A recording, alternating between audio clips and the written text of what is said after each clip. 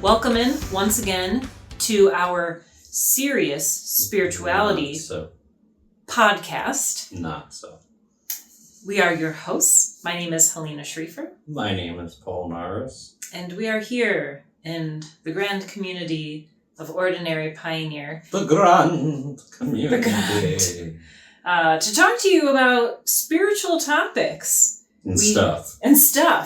If you are new to this podcast, welcome. And we invite you to check out our whole series. I think this is the 11th episode. Is it? I think so. We'll have to I think the last one said 10. From memory. I think hope so. That this would be 11.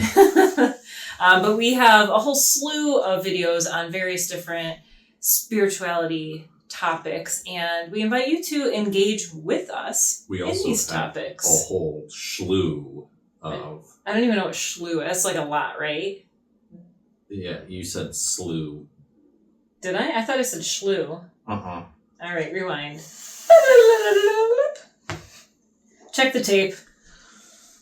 I did. That's what they say in the showbiz. Check the tape. Biz. You gotta call it just the biz. Check the tape. Call it the showbiz. The showbiz. Yeah, no, we don't do that. So today, we are talking about visions. Not the Marvel character. Of grandeur. But visions and dreams. Vision is the Marvel character, not visions. Oh, really? There's not like a universe where Vision has been cloned and then it becomes the Visions. Vision is a clone in a sense. Anyway. I don't get it. Whatever. Anyways. So we're talking about dreams and visions and how to enhance your inner vision, to encourage you to welcome visions in, and what the heck do you do with a vision when you have one? So we're going to keep it short and sweet. Write it down. Take notes. No, I think I wanted to talk about this topic today because we've had quite a few members in our community speak about having visions recently, either in meditation or in sleep, and also in the personal aspect of that too, is I've been having a lot more visions in my dreams, and dreams are just visions. I was going to ask you, what's the difference between a vision and a dream? What's the difference between being asleep and awake? Nothing, exactly. But yeah, so we've had a lot of people come through and talk about how they've been seeing people in their mind's eye recently. And all of them have been saying that it's people they know and people they don't know, which is really interesting because that's most certainly a sign of messages being guided to you that you probably should be paying attention to.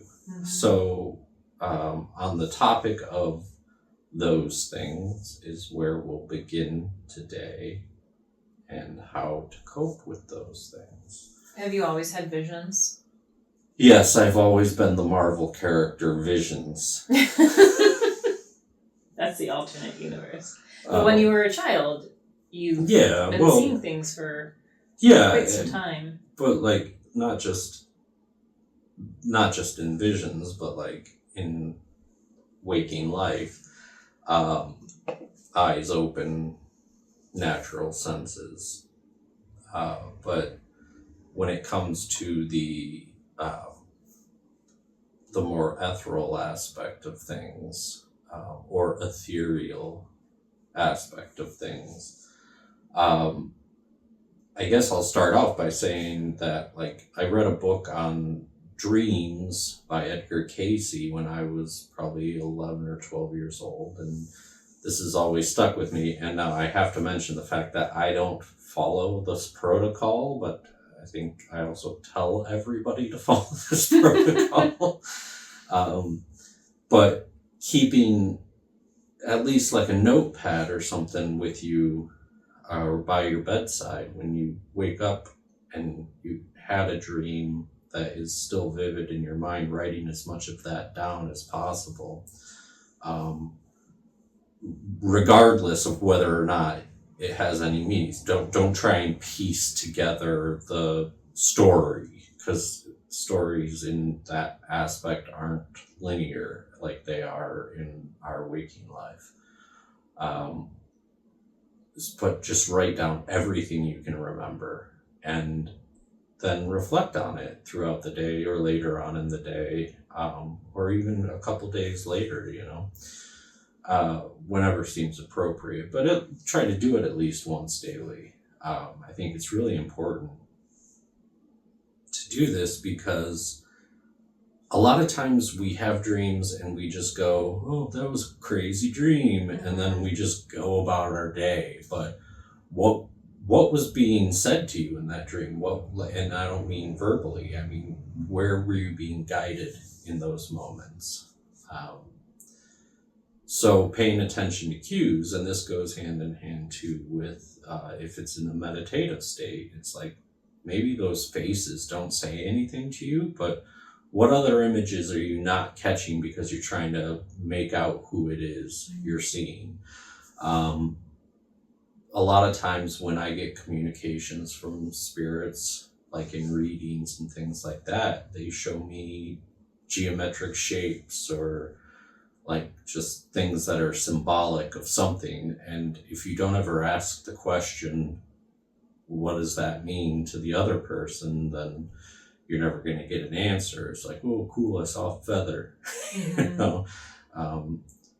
a good story to tell your bros, but does it really, what does it mean? Yeah. So doing that for yourself, I think, is important. And you mentioned you don't write down your dreams. I don't either, and I've told people many, many times for me to write down my dreams, because my dreams are very elaborate and sometimes strange and all kinds of things. But I've been practicing with my dreams, I'll say, since I was very young. My earliest dream that I remember still is when I was 4. And I always thought dreams were really cool. It's like a gift, that we get to go off and explore other worlds, and we get to fly and all these like wonderful things that my imagination was drawing up.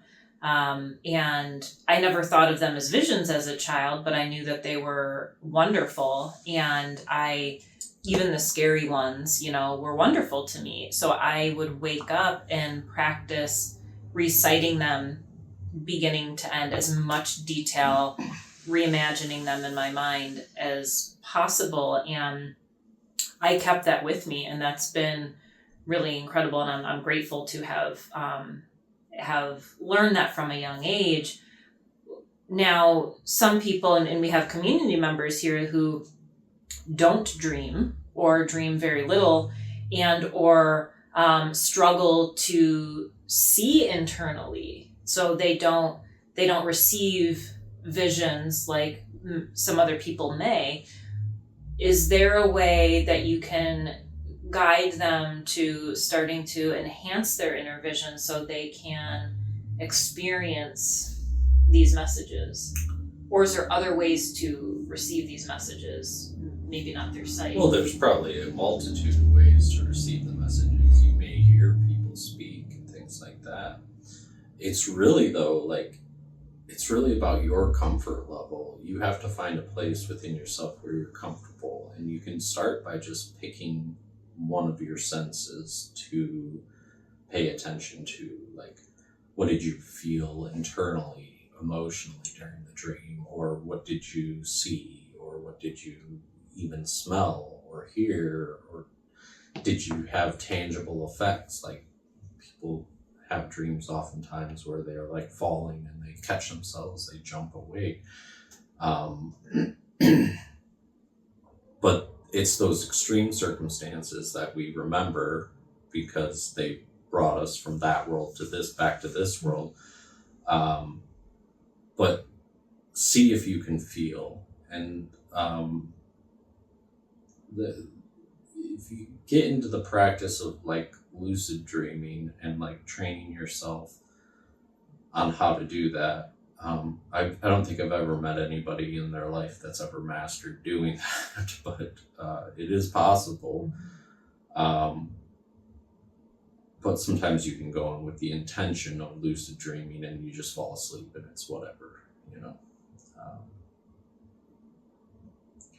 So I think that starting out and picking one of your senses to pay attention to is a good idea. But and if you don't get anything from that, move on to the next sense. But you're going to always have an awareness that you're building inside of yourself, no matter what you choose or how you choose to go about focusing yourself. I think focusing on senses that you have in the three-dimensional sense is the best way to train your mind to feel, touch, smell, whatever in the fourth or fifth or however many dimensions you want to imagine.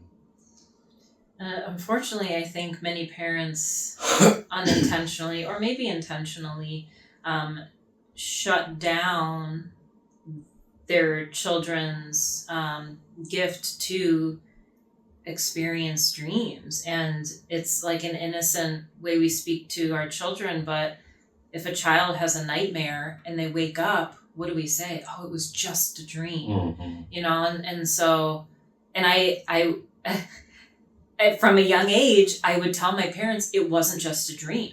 It wasn't just a dream. Like, no, you don't understand. And even like as I was an adult, and I'd have people tell me like, oh, good, I'm glad it was just a dream.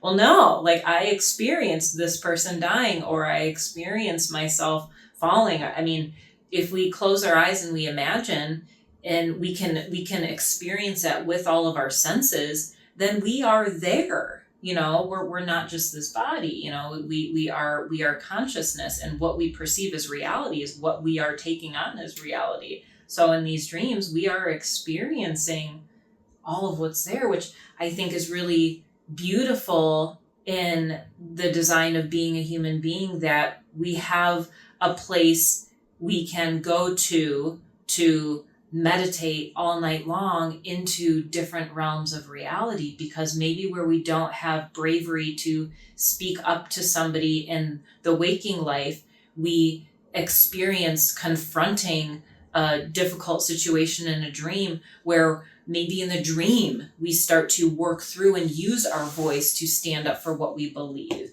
So it creates these circumstances.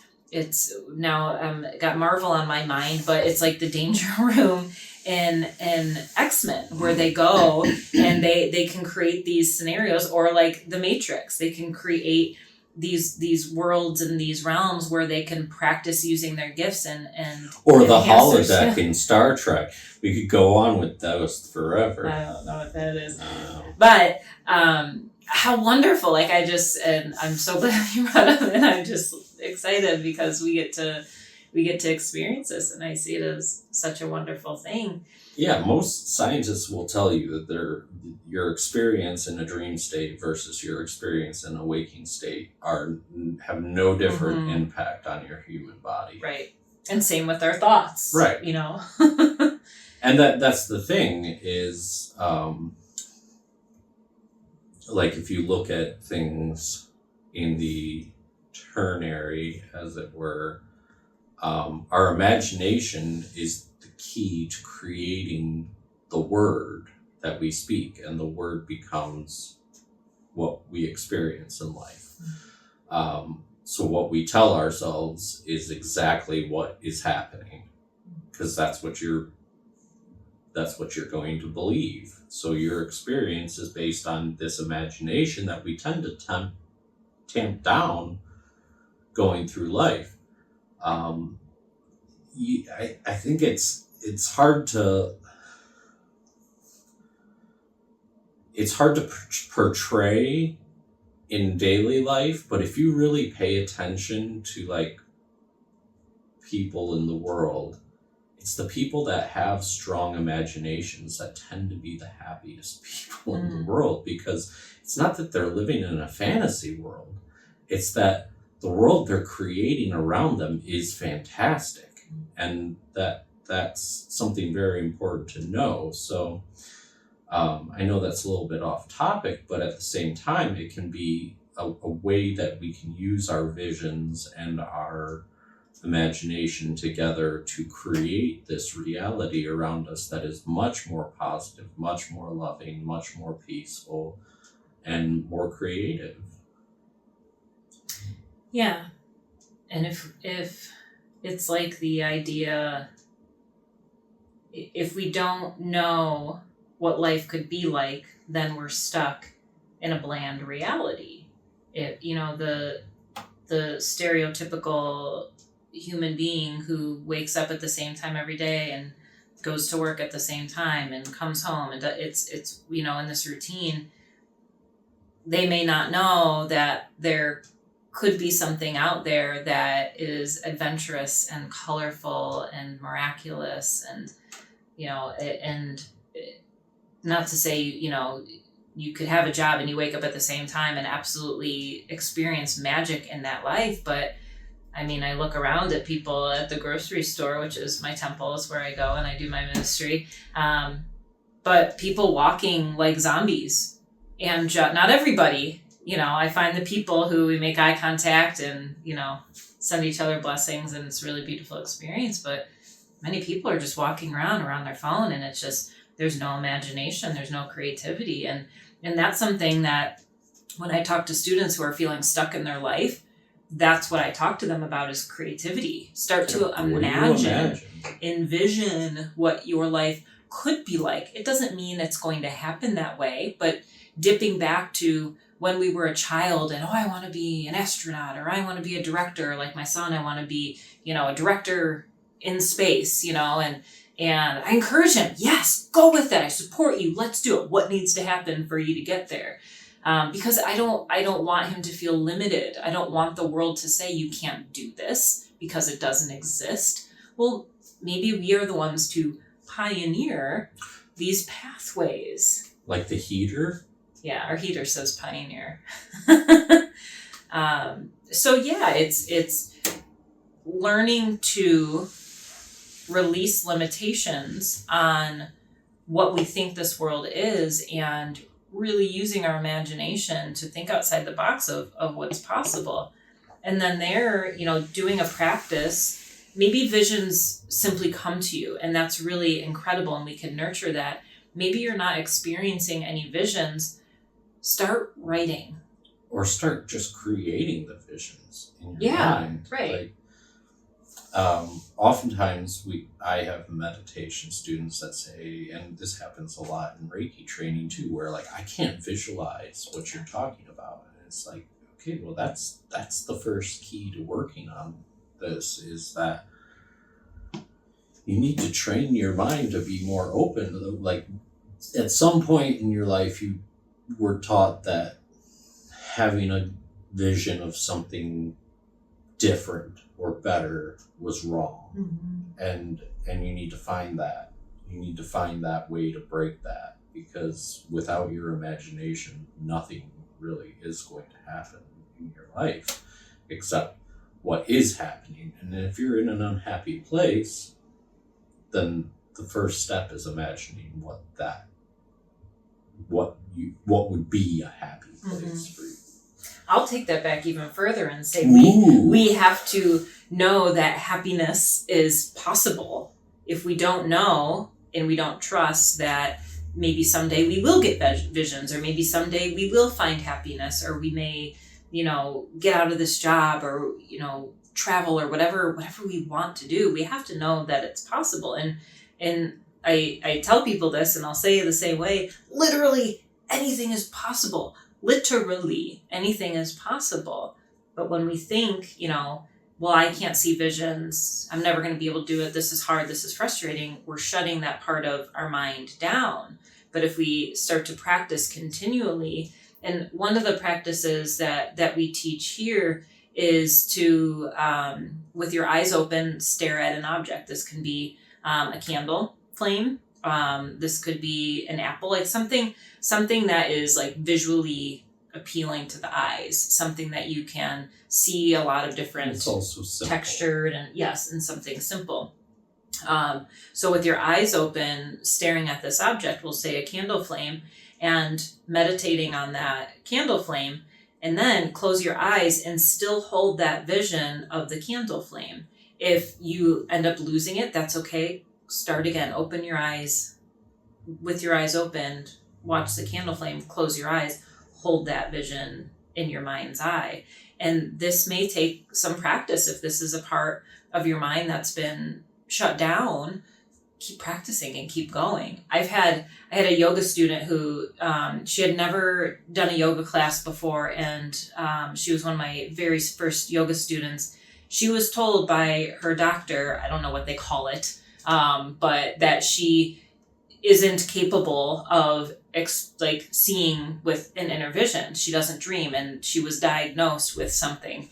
One yoga class, and she was seeing colors and rainbows and trees and all these different things, and we were like, wow, like that's really great. So not to limit ourselves, right? Right. And I don't I've heard of this, the term that I don't know what the term is, but I've heard of this before, where people don't see things in their mind's eye. But I don't think that's some sort of disease or something. Yeah. I think it's just conditioning. Yeah. Don't visualize that. What's in front of you is the most important thing in the world. Read this paper, read this book, do this project. That's all that training we get to become good citizens. I'll explain it this way too. If there's two people walking through the park, and one person has a lot on their mind and they're focused on the thoughts of the mind, and the other person is in no mind and they're looking around at their environment. The person who's in no mind and fully present with everything that's there may see a flock of geese flying by. The other person who's got stuff going on in their mind will say, what geese? I didn't see any geese. I didn't hear any geese. That's how it works. So the visions are there. They're happening in layers within the mind, but we may not be aware because the mind is going to go with what we're emphasizing. So if we're concerned about money or relationships or career, whatever it is, then that's what's going to take the emphasis in the mind, saying, okay, this is what you want to focus on. That's what we're doing. So we need to start to clear away all that worry, all that concern, all that fear to be able to draw up and emphasize these visions. They're there. I mean, I don't know that there's necessarily, maybe there's evidence of that, when dream studies, the brain is still going, there's an ebb and a flow and reactions that happen. Exactly. But the person may wake up and not remember that they actually had a dream. Right. But the effects that are happening in those brain scans are the same as if they were awake. Yes. Yeah. And that's why your pineal gland is called the third eye. Well, one of the reasons, that and the fact that biologically it is an eyeball, but just doesn't have a cornea or something. I don't know. I've been calling it pineal for for years. Like the pineal system. What's that? Penitentiaries and whatnot. Oh. The penal system. So it is a word. Oh. Penal is. Penal. How many times are we going to say penal on this podcast? I don't know. It's the penal podcast. Welcome to Ordinary Pioneer's new penal podcast. You're being punished by listening. Was there anything else you wanted to cover on this topic? No, I just want people to know that they shouldn't shut these things off or just disregard them, and that I think it's important for everybody to train themselves in some way. I'm not saying whip yourself, but just write things down. The final countdown? Yeah. I don't know, it seemed like a good training song. I don't know why. No, Eye of the Tiger. Come on. You're just getting your 80s music mixed up is all.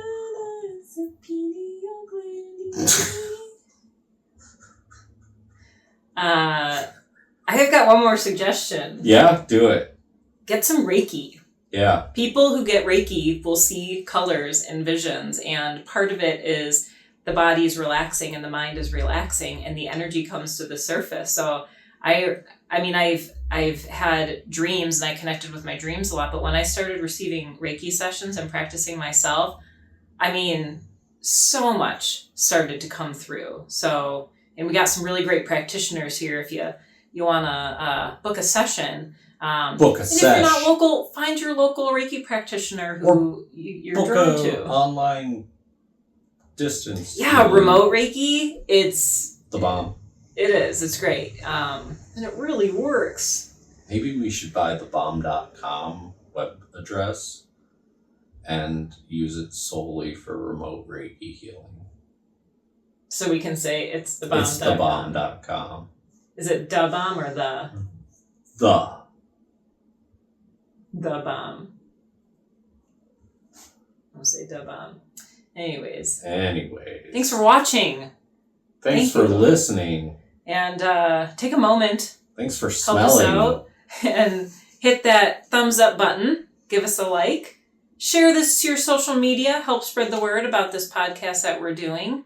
And hit subscribe if you're not subscribed so you can get notifications that, hey, there's a new video out. It must be Monday. Well, they have to tap the bell for that. Oh, yeah, it's a bell. Subscribe.